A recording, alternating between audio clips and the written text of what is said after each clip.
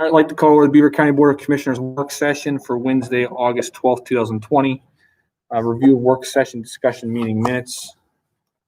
And have any questions or changes? We'll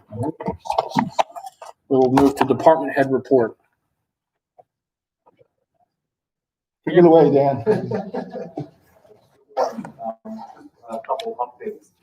Friday morning at 10 a.m. I will be meeting with the Beaver Tree and Shade Commission over on the side of the courthouse to discuss the location and the kind of tree to put in there. Also, next week sometime I've heard back from 2 separate contractors for the foundation crack. One is a Valley, and I'm sorry I cannot remember the second. But they're going to meet with me next week sometime to look at that. I'm glad Tim is here because last week I brought you guys up to speed on a situation that we have at the park, Graves Run Park. Someone broke into the boat bathhouse area and tried to set some things on fire. So Tim, I spoke with Tim about it as well, and he might be able to enlighten us a little bit further on the master plan that was done for the county a few years back. It did involve those 2 buildings. So, appreciate it. The master plan basically called for that area as potentially being able to be developed. The particular situation is that it lacks utility. It doesn't have sewage, doesn't have a gas line running to it. We have water without having to so the infrastructure I would imagine fairly costly. Never really price that out. It's not one of the higher priorities in the plan. So, you know, if we're thinking about putting those kind of dollars into the infrastructure once through the course of that park, then maybe they stay. I think outside of people having a connection historically or emotionally to those 2 buildings, they are quality. You know, there's mold, there's all kinds of issues with them. So that's really the only hurdle I see. I don't think, pretty confident, we're not in a position to move to run gas lines, water lines, sewer lines through that entire park. Or even if that's just that location, if you want that location, you probably finish it up. So that's.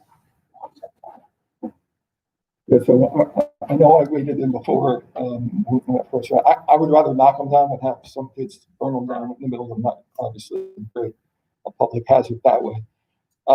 We had a very lengthy conservation district board meeting Monday night. They do have some materials stored in there. They are doing an inventory Friday morning, and their intent, after I suggested to them that the building may not be around for much longer, is to take what is salvageable, stored in there, take it out, put it someplace else, and whatever is left behind, it's their stuff, is just scrap, you know, or whatever. They also have an intention to clean out the flour mill and the other buildings as well. So their intent is to totally vacate that, find, either use the Historical Society in Darlington to have some of the equipment that made the flour and that kind of stuff, or take it to the conservation district for display and demonstrations. But their intent is to vacate all the buildings and all the stuff that they were using for the Maple Syrup Festival and for storage on the site. So there shouldn't be any issue with those materials. I guess the question is if we're going to demo the boathouse and the bathhouse. And by the way, I've walked by those things fairly routinely. Between the bird droppings and the mold, it's not exactly the healthiest environment around. So, so the question would also be behind the lodge: what is salvageable? What we want to keep? What do we want to renovate? When they turn all those buildings back over to us as well. So, what your plan, comprehensive plan, Tim, shows on all of those facilities. But, Nothing above the law.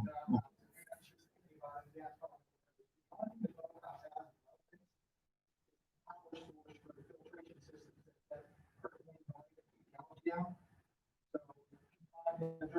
Okay. You probably build some little We've actually discussed housing for that. On the side of the ice arena where the water pit is. You can build a little building like that, similar to Campbellville. Yeah, aerators. Is that something you do in-house, Dan, Yes, or we can do that enough. tearing down? Okay, I wasn't sure. Okay, I mean, I know, I meant more, I meant more or less your schedule, not, not can you? Okay.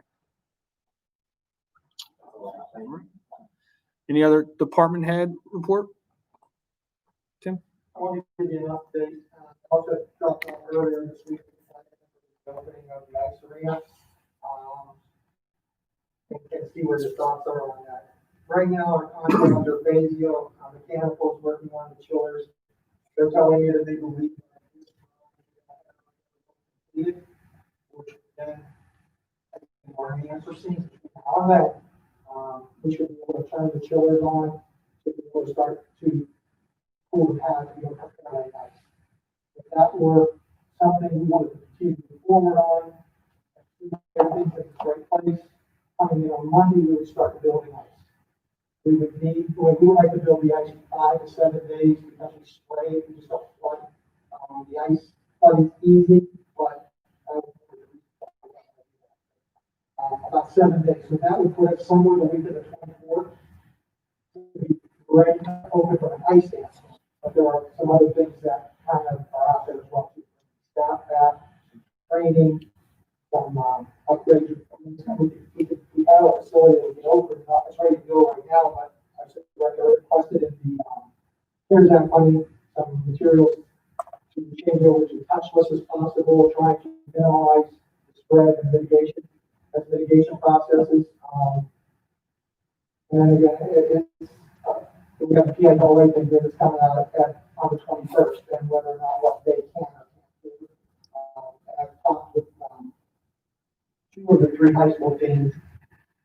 At this point, if they were to cancel the season, they're under the impression they would still be able to practice. But just not be able to play. So, will they buy ice? Won't they buy ice? How much ice will they buy? The question is, from a referee perspective, club, which is skaters and whatnot, we're not having a situation. Like to go, and which is, you got mixed bags there. Some organizations aren't doing it, some are.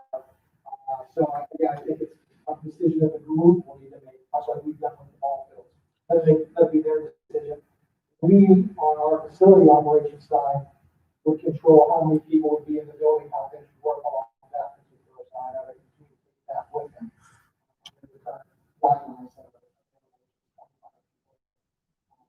The way I would look at it is because we have floor to ceiling walls, the ice arena can operate as one building, one track as a second.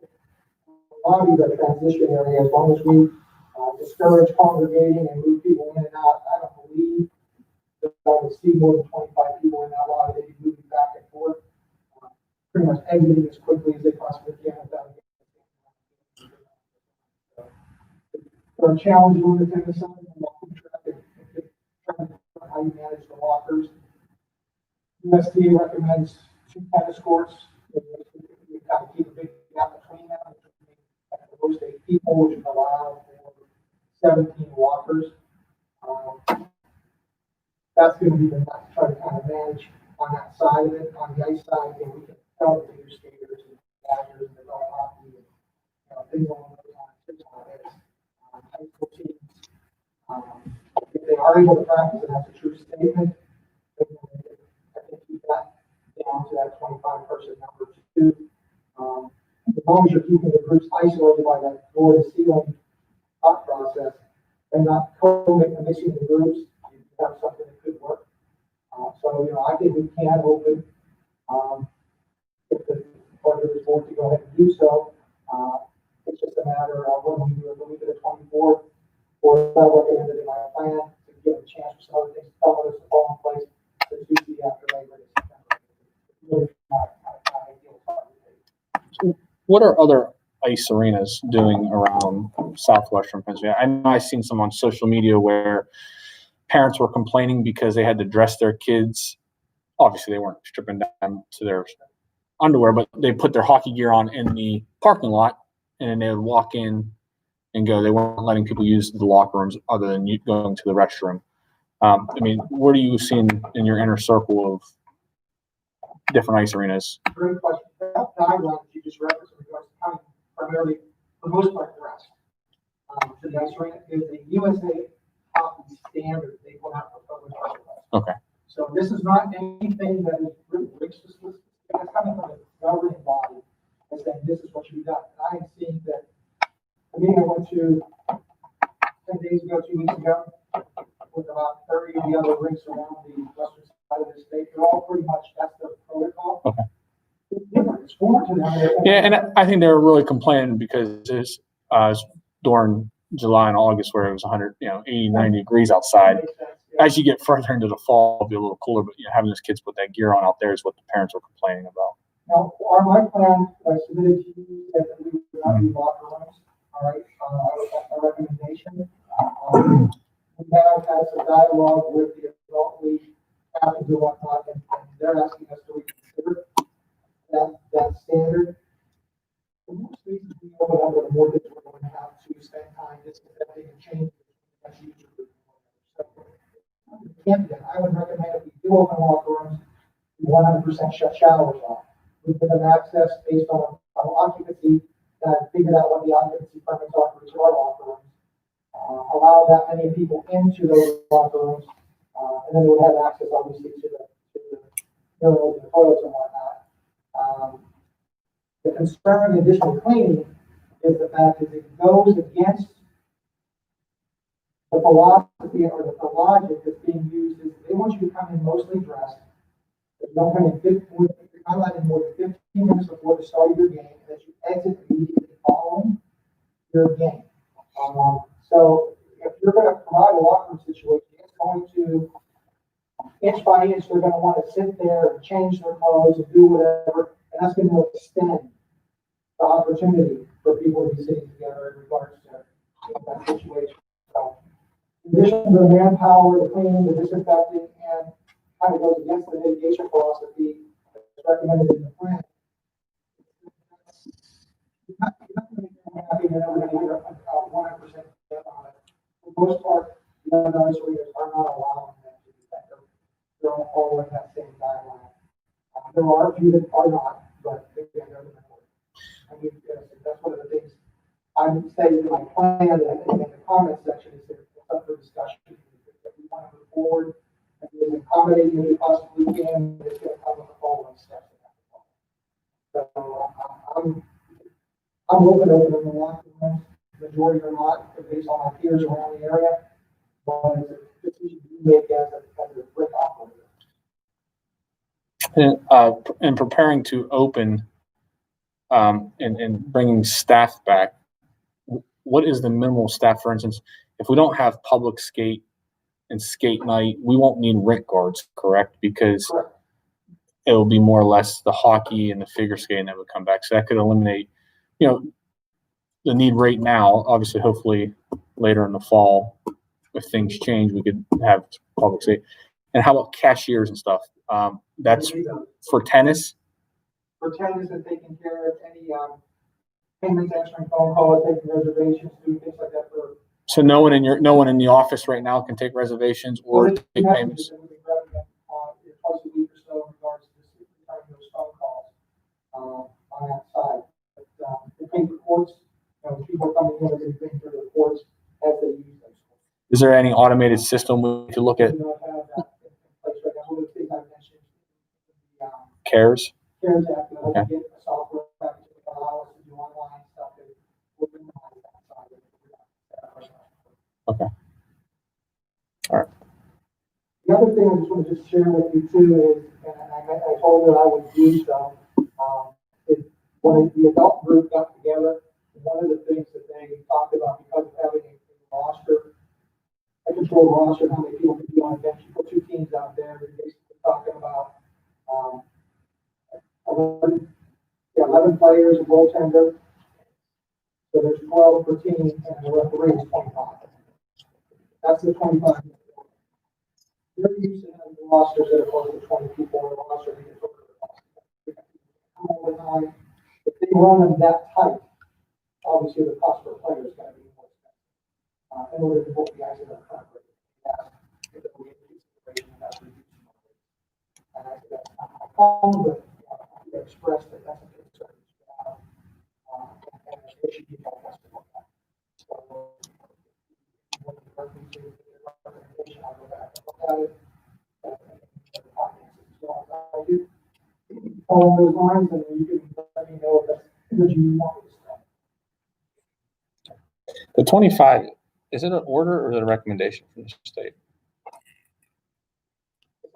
I think it is an order. The order, just like his mask order, was an order that went across, because we was talking about public gatherings and. I don't know how schools go back there. So, Limiting businesses and places of 25 people, how can you put kids in school? Okay. All right. Anything else, Tim? Any other department head report? Hearing none, we'll move to the solicitor. 58 resolutions listed for tomorrow. Number 2 through number 18 are behavioral health, because they were just renewal of contracts. Their fiscal year runs from July through June. Number 13 on your original list is pulled from tomorrow's list.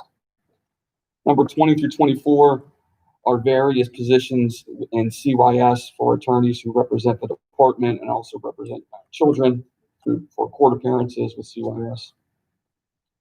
36 and 56 are tax exonerations. 37 is a contract for the DIS maintenance with Michael Baker. 38 through 42 are advertisements. 43 is an interesting one. This is sort of heard about the spotter and lanternfly, and this Beaver County was added into this group of counties right about in March, whenever all the COVID stuff hit. And because of that, with waste management, we are, with our compost, we're required to, with that product, be trained in spotting of spotted lanternflies and destroying them. So this is an agreement. Holly sat in on a class as far as training, and this is an agreement with the Department of Health, acknowledging that we will take whatever precautions we can in order to try to eradicate the spotted lanternfly if it does show up here in Beaver County. It's spotted. It is. It is. It's pretty easy to spot. Yeah, we've talked about the conservation district, and for people's education, it's coming from east to west on the trains and the Conway rail yard areas where they've been spotted in Beaver County, which is why Beaver County got added to this. It's very destructive to the native plants and foliage. Yeah, it's an invasive species from Asia that has come over, and as Commissioner Manning said, they're crops, plants, etc., trees. It decimates those, so that's why they're trying everything possible in order to try to keep the spotted lanternfly out. 44 is just, it's an agreement for the update of the control system at the Human Services Building. And then 57 is a settlement of an EEOC claim for $3,500. And then finally, 38 is the grant for the medical assistant transportation non-emergency program here in Beaver County. I will need an executive session to discuss litigation matters. Would ask Mr. Colville to stay as well too. Questions for the solicitors? All right, commissioners report. I have two things. Dan, I've received probably 2 or 3 calls. I know I talked to you about it, but just to maybe put it out there. The DPW did work on some of the trails. There's been a few, I don't know if they're walkers or bike riders that called and said that land was disturbed the wrong way, that it wasn't fixed. They were giving us heads up. Other people were giving us heads up because they wanted to call the DEP in. The project was you're fixing a drain, correct? Yeah, I can elaborate more on this, okay? We got called, we were notified that there was a call on pipe hole right in the middle of the area where people were walking, horseback riding. It was dangerous, okay? So, we went in there to fix it down. There, we noticed there was other cross pipes, drainage pipes, and things of that nature that needed to be replaced as well. Now, we get throughout the year numerous complaints of the conditions of the trails that are down, okay? So we figured we're in there. It's dry, grass cutting's a little bit slow. The plant's aligned, we'll get in there and take care of this and do some maintenance on it. It's not the trail, it's the fire road. Okay, what we did was we worked on a fire road, which is basically, we widened it out what it originally was supposed to be. And that is for safety reasons, any type of emergency vehicle ever has to get up there, which obviously last week we had a situation where someone had to get in there. So, that's basically, we weren't on any trails, we didn't get on any secondary trail, that's the fire road.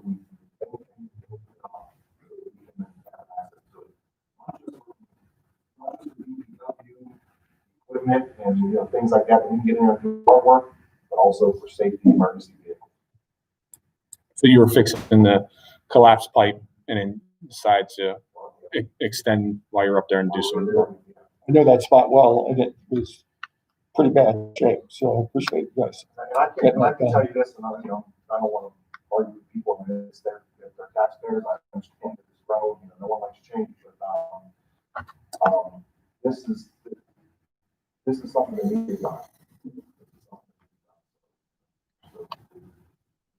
Just wanted to clarify for, you know, anyone who is watching or listening. So, and the other thing is just the CARES Act. As everyone knows, last week we put it out. Our office has been busy fielding calls, assisting with applications. Just a update, we, as of yesterday, end of day yesterday, we received 32 applications. 8 of them were nonprofits, 24 of them, or 8 of them were nonprofits, 24 of them have received federal dollars. 8 of them were not complete. Tony, Nikki, and Cindy have reached out to those businesses or nonprofits that haven't completed the application properly to assist them in getting that back in. So that's where we are. We're expecting to see a couple hundred applications by the time this deadline's due. So, you know, we're there, and then Brian from ZNA Accounting is here to meet with our department heads, elected officials, to talk about the intergovernmental needs for the CARES Act also. So we're navigating through that. So that's all I have. Commissioner Manning? Yeah, just a couple of things. As I mentioned, we had a conservation district meeting, and I got to tell you, Jeff Flug, the new district manager, is doing an unbelievable job there. We're getting the finances right. We review the budget that will be passed.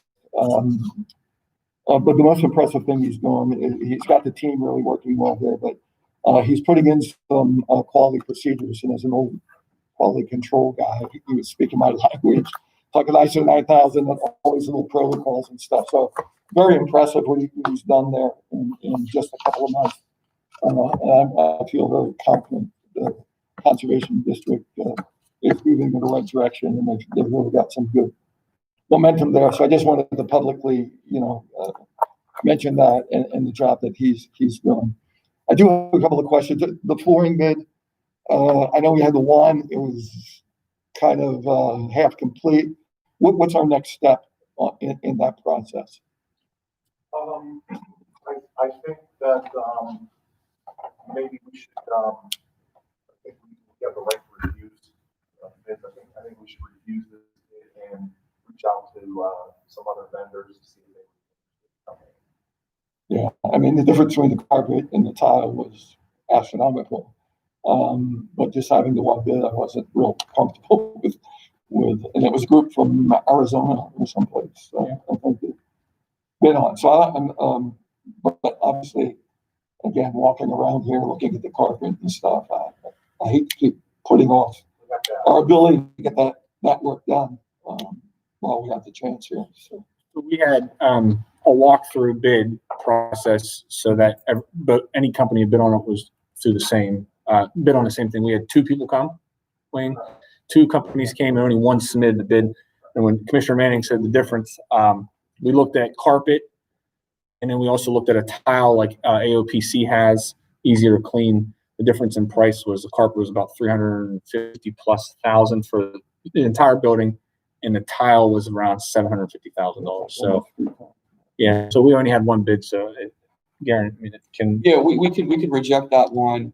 We can maybe reach out. I don't know if there are some companies There are. that would be interested, maybe directly reach out to them and ask them if we put out another RFP, if they would be interested in submitting something, and put another one out, and see where that takes us.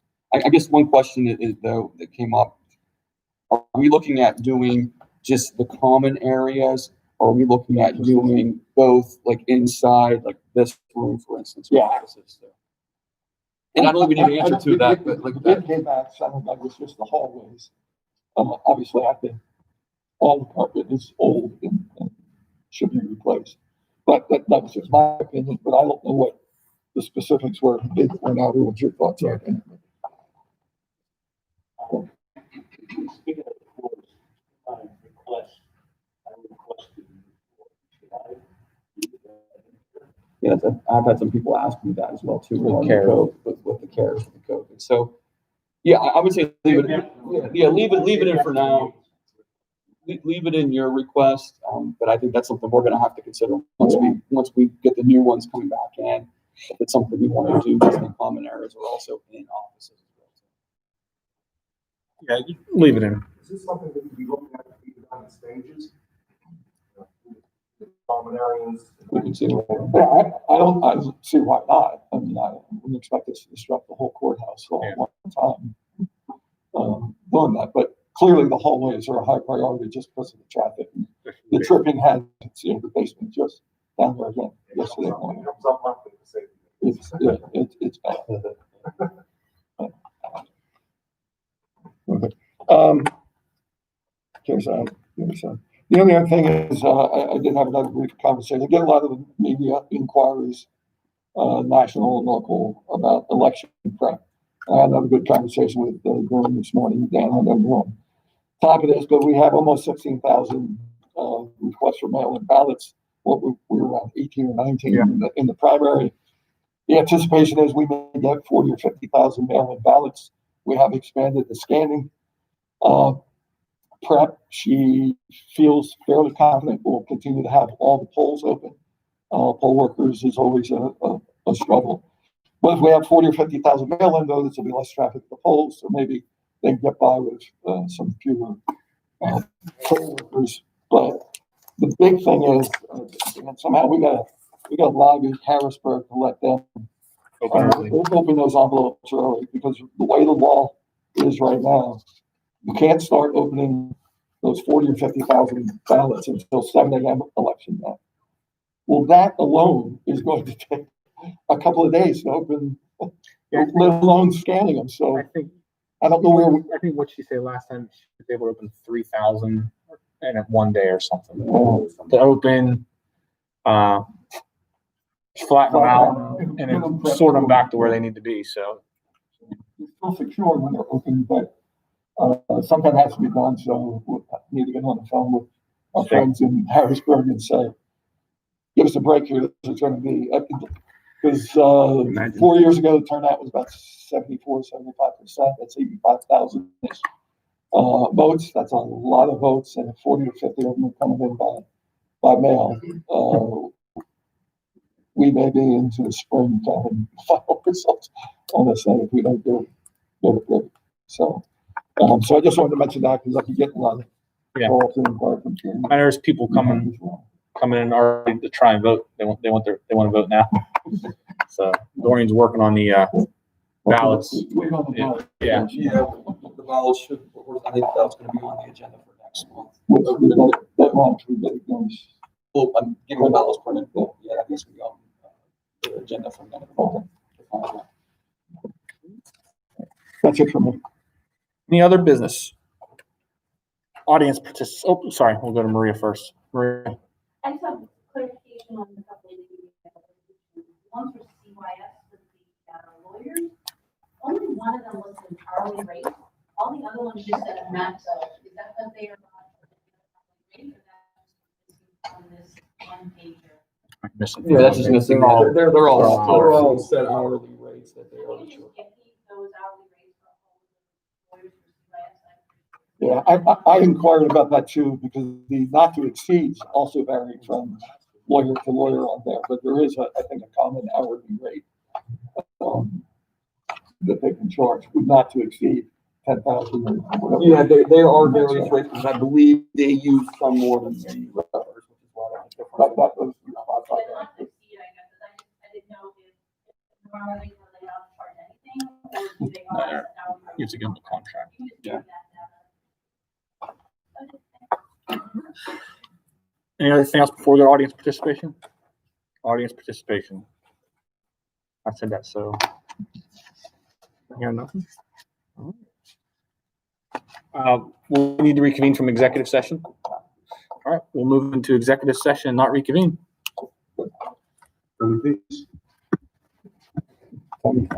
think.